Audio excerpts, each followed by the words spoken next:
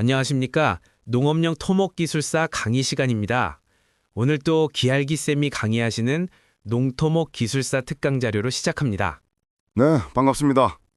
교수님, 최근 기후변화로 인해 국지성 집중호우가 잦아지면서 농업용 저수지의 역할이 단순한 용수 공급을 넘어서서 홍수 방어에까지 중요해지고 있습니다.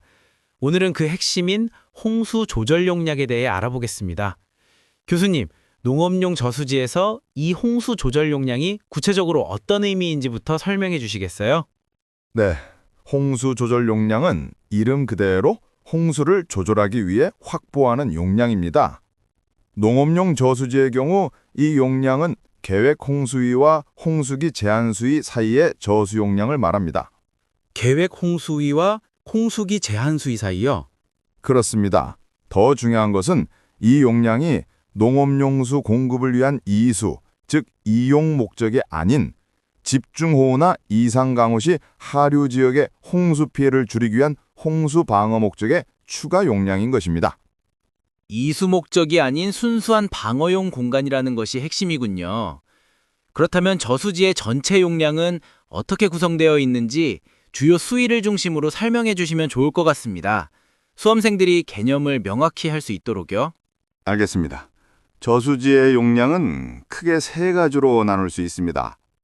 첫 번째는 유효 저수 용량입니다. 이것은 최저 취수인 저수위에서 평상시 물을 가득 채우는 상시 만수위까지의 저수량입니다. 농업용수 공급 등 이수 목적으로 활용되는 핵심 용량이죠. 두 번째가 오늘 주제인 홍수 조절 용량입니다. 이는 말씀드렸듯이 홍수기 제한 수위에서 계획 홍수위까지의 용량으로 홍수 조절을 위한 공간입니다. 그리고 세 번째는 초과 용량입니다. 이것은 계획 홍수위를 넘어서 최고 수위까지의 용량으로 설계 홍수를 초과하는 극한적인 이상 홍수량을 대비해서 확보하는 저장 공간입니다. 상시만 수위, 홍수기 제한 수위, 계획 홍수위, 최고 수위. 이 수위들이 저수지 운영의 중요한 기준점이 되겠군요. 교수님, 이러한 홍수 조절 용량이 농업용 저수지 운영에서 갖는 중요성이 무엇이며 보통 어느 정도의 규모로 산정해야 하는 기준이 있습니까? 매우 중요한 질문입니다.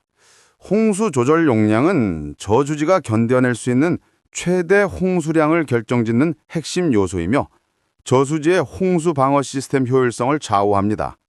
충분한 홍수 조절 용량을 확보하지 못하면 저수지 자체의 안전과 하류 지역의 재산, 생명까지 위험해지기 때문입니다. 산정 기준으로는 여러 가지가 있습니다. 일반적으로는 저수 용량의 20%를 기본 기준으로 적용하는 경우가 많습니다. 또한 홍수 조절 용량을 유형 면적으로 나눈 값이 100mm 이상인지를 따지는 비율 기준도 중요하게 적용됩니다. 20%와 100mm 기준. 수험생들이 반드시 기억해야 할 수치겠네요. 그렇습니다. 참고로 우리나라 댐의 홍수 조절 용량 수준은 평균적으로 전체 용량의 11%에서 34% 정도를 확보하고 있는 것으로 알려져 있습니다. 이러한 홍수 조절 용량을 확보하고 운영하는 핵심적인 방법이 바로 홍수기 제한 수위 운영 방안이라고 들었습니다. 이 부분에 대해 자세히 설명 부탁드립니다.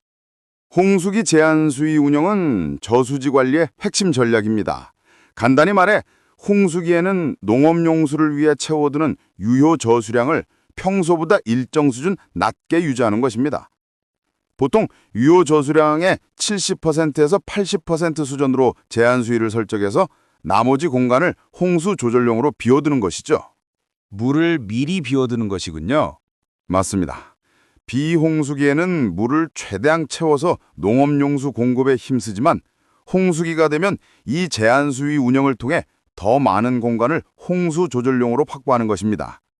이로써 예상치 못한 이상 강우가 발생했을 때 하류 지역의 피해를 최소화할 수 있는 것이죠.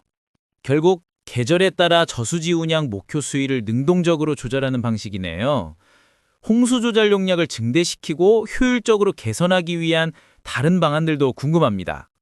홍수 조절 용량을 증대하고 시스템을 개선하는 방안은 크게 구조적 대책과 비구조적 대책으로 나뉩니다. 구조적으로는 여수로를 확폭해서 홍수기 방류 능력을 증대시키는 방법이 있습니다.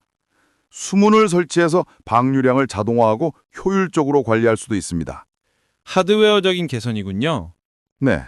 그리고 운영적인 면, 즉 비구조적인 대책으로는 저수지 연계 운영이 매우 중요합니다. 여러 저수지를 하나의 시스템처럼 연계해서 운영함으로써 하류 지역의 첨둥유량을 최소화하고 유역 전반의 홍수 방어력을 높이는 것입니다. 또한 홍수 예보 시스템을 구축하고 운영 매뉴얼을 최적화해서 정밀한 홍수 예측과 조기 대응을 가능하게 하는 것도 필수적입니다. 정보통신기술, IoT나 AI 등을 활용한 스마트 홍수 관리 시스템 개발도 이에 해당됩니다. 구조적, 비구조적 대책을 종합적으로 적용해야만 효과를 볼 수 있겠네요. 교수님, 오늘 강의하신 내용을 다시 요약해서 정리해 주세요. 네, 오늘 저희가 이야기 나눈 농업용 저수지의 홍수 조절 용량의 핵심 포인트를 다시 정리해 드리겠습니다. 첫째, 홍수 조절 용량은 계획 홍수위와 홍수지 제한 수위 사이의 저수 용량이며 농업용수 공급 외에 홍수 방어 목적으로 추가 확보하는 용량이라는 점을 명심해야 합니다. 둘째, 저수지 용량은 유효 저수 용량, 홍수 조절 용량, 초과 용량 세 가지로 구성되며 이 중에서 홍수 조절 용량은 저수지의 홍수 방어 효율성을 좌우하는 핵심 요소입니다. 셋째, 홍수 조절 용량 산정 기준은 저수 용량의 20%를 기본으로 하며 홍수기에는 유효 저수량의 70에서 80% 수준으로 제한 수위를 운영해서 홍수 조절 공간을 확보합니다. 마지막으로 홍수 조절 양량을 증대하기 위해서는 여수로 확폭 등의 구조적 대책과 함께 저수지 연계 운영, 홍수 예보 시스템 구축 등의 비구조적 대책을 종합적으로 적용하는 것이 중요합니다. 오늘도 감사합니다, 교수님. 네, 수고하셨습니다.